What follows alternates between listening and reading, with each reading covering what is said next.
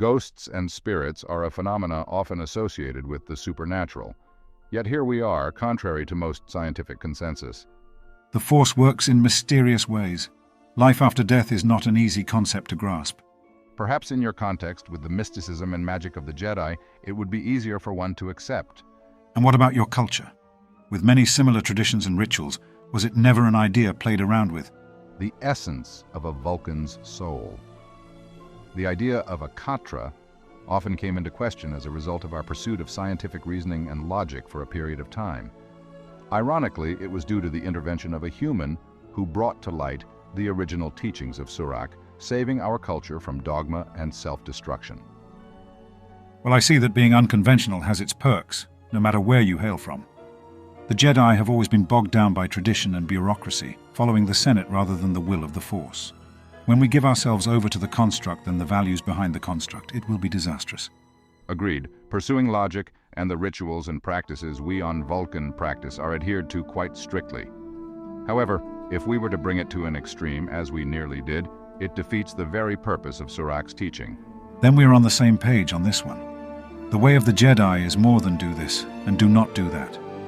It is a lifestyle to teach the value of life, to aid those in need with compassion, and bring hope to the galaxy.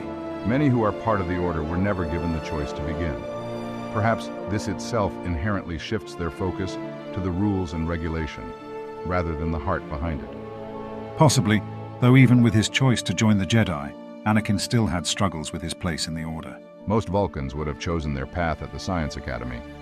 I chose to enlist in Starfleet, guided by logic and some personal reasons. But my reasons to remain were different. I can list quite a few reasons why some of my associates would have left, but I didn't find any compelling enough for my own, albeit a rather shaky relationship with the hierarchy ensued. One of the many challenges in a high, rigid organization which places emphasis on rank and seniority. But if this is indeed the place Skywalker needs to be, he will find his reasons to remain soon enough. I hope that the Force can guide him through whatever he needs to do to fulfill his destiny. The galaxy needs its heroes to save it from the coming darkness. The people of your galaxy place great emphasis and responsibility on individuals who are capable and have yet to truly prove themselves. I have come to realize that my friend Jim would do very much the same. That is what we have for the galaxy. Hope. The light and wisdom of the Jedi, even if it may be just one, will be able to shine through the darkness in the galaxy. That may be only taking into account one's potential, but it may be sufficient motivation to push him toward that goal.